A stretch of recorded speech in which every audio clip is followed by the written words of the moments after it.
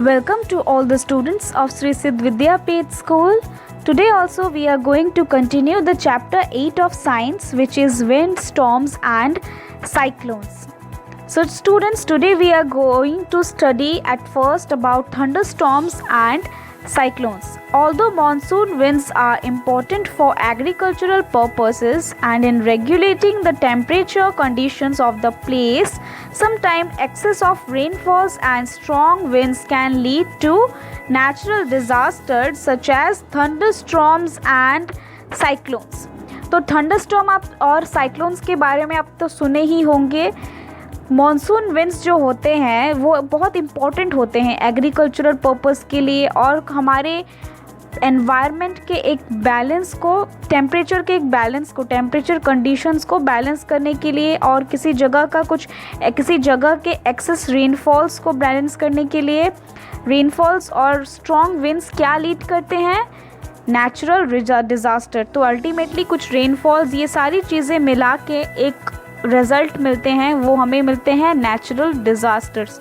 अगर इनमें थोड़ी सी भी गड़बड़ हुई तो वो डिज़ास्टर्स क्या हो सकते हैं? थंडरस्टॉर्म्स और cyclones. Now we are going to study about detail in thunderstorm. An event in the environment in which strong winds blow accompanied by heavy rainfall, thunder and lightning are called thunderstorm. तो environment में एक बदलाव आते हैं जब क्या चलता है, बहुत ज़ोर की हवा चलती है, मतलब बहुत स्ट्रॉन्ग विंड चलती है और बहुत हैवी रेनफॉल होता है, लाइटनिंग होती है, थंडर होती है. तो इन्हीं चीज़ों को इंक्लूडेड करके बोला गया है thunderstorm. Thunderstorm occurs in hot and humid tropical regions mainly. These regions generally have high temperature which causes winds. तो thunderstorm कहाँ पे होते हैं? जनरली hot और humid tropical regions में thunderstorms ज़्यादातर होते हैं क्योंकि वो regions क्या है, उनके जो temperature है जनरली high होते हैं और जो कि winds cause करते हैं. These hot winds when move upwards also have water vapor within them which freezes and falls on the earth as rains. तो वहाँ पे जबकि जो हाई टेम्परेचर की वजह से क्या करते हैं, जो हॉट एयर होते हैं, हॉट विंड्स होते हैं, वो क्या करते हैं, एक्सपैंड करके उनका वेट लाइट हो जाता है तो वो राइज अप करते हैं. तो जब राइज अप करके ऊपर जाते हैं तो उनमें क्या रहता है, हॉट और ह्यूमिड टेम्परेचर की वजह से, हॉट और ह्यूमिड कंडीशंस की वजह से उनमें वाटर वेपर्स भी रहते हैं जो ऊपर जाके फ्रीज होते हैं, फिर ultimately as a rain earth पे आते हैं, मतलब गिरते हैं. The rainfall and rising air create lightning in the air accompanied by sound and as a result a thunderstorm occurs. तो जो रेनफॉल की वजह से और एयर राइजिंग की वजह से क्या क्रिएट होते हैं? लाइटनिंग क्रिएट होते हैं एयर में, और जो कि जिसमें एक साउंड भी आते हैं और इसी का रिजल्ट क्या है? Thunderstorm. So you can see the cold air move downwards and the hot air move upwards and ultimately it forms heavy rain. Okay?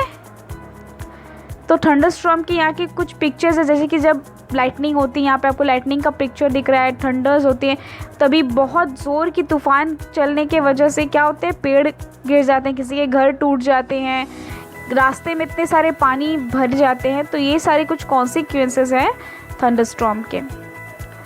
If a storm is accompanied by lightning, we must take the following precautions. तो thunderstorm की वजह से, lightning की वजह से हम लोगों को कुछ प्रिकॉशंस भी ऑफकोर्स लेने चाहिए. और क्या क्या प्रिकॉशंस लेने चाहिए?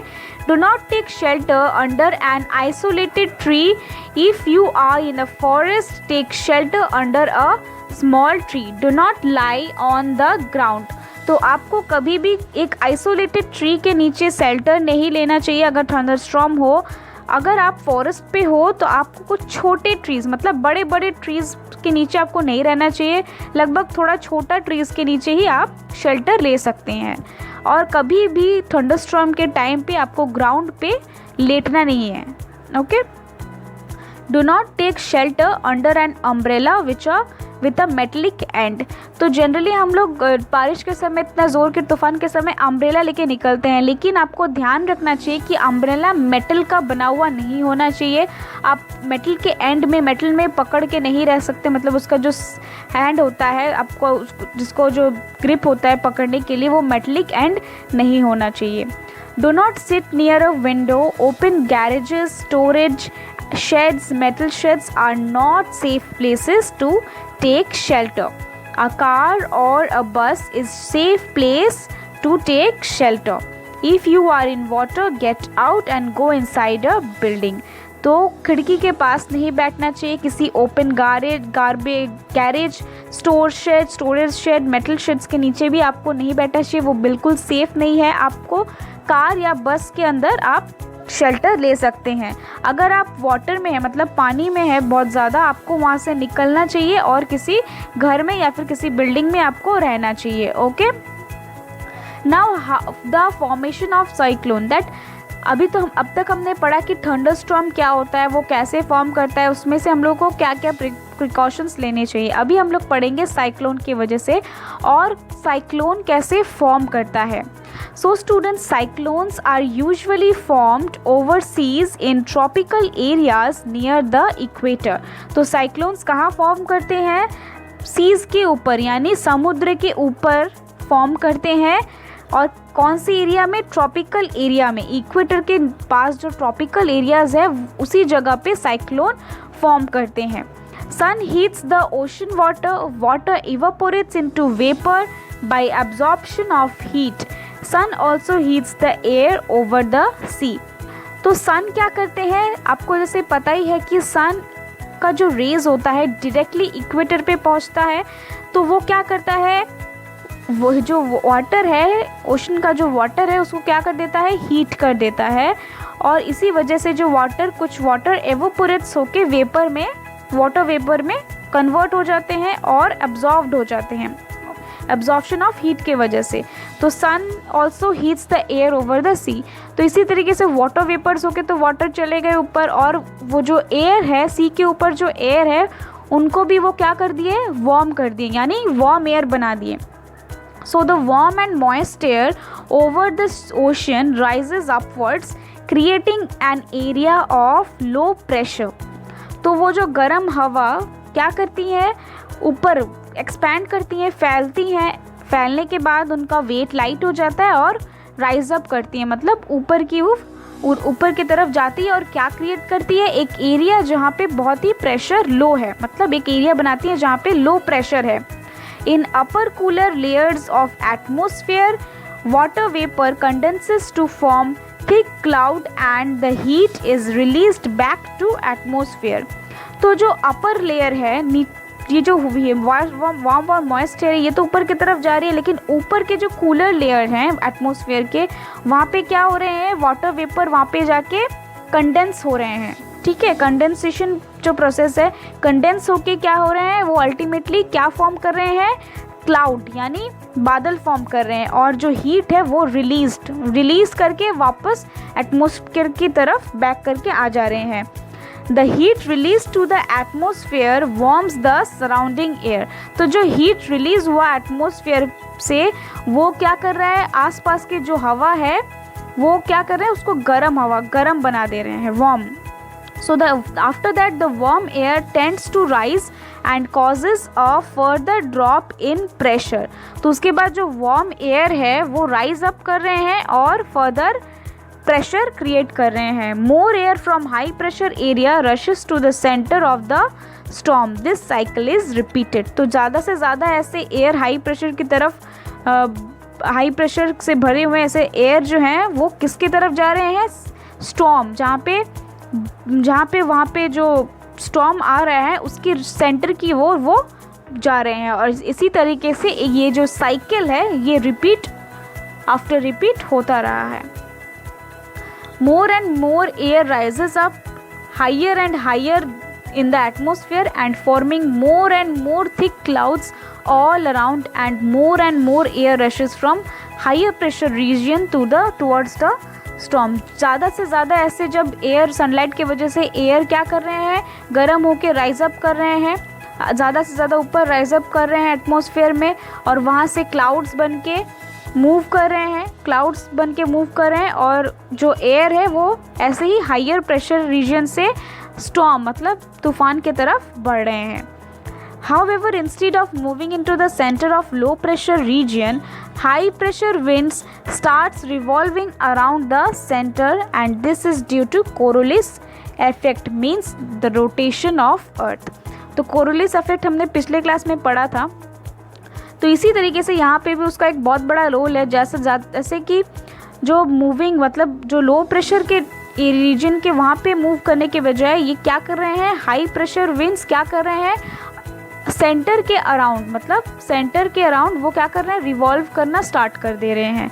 और ये क्यों कर रहे हैं, कोरोलिस इफेक्ट की वजह से, क्योंकि अल्टीमेटली अर्थ रोटेट कर रहा है और वही ये सब करवा रहा है. The chain of events and with the formation of a very low pressure system with very high pressure winds revolving around it. तो ये जो एक चेन है इवेंट का, ये जो साइकिल है, ये धीरे धीरे क्या कर रहे हैं, एंड किससे एंड हो रहा है, जहाँ पे formation of very low pressure system से वो एंड हो रहा है. मतलब लो प्रेशर से हाई प्रेशर के विंड में जो कन्वर्शन का जो प्रोसेस होता है उसी से ये एंड हो रहा है और रिवॉल्व कर रहा है. Once the maximum wind speed exceeds 119 km means 74 miles per hour, the storm is classified as a tropical cyclone and this is known as a cyclone.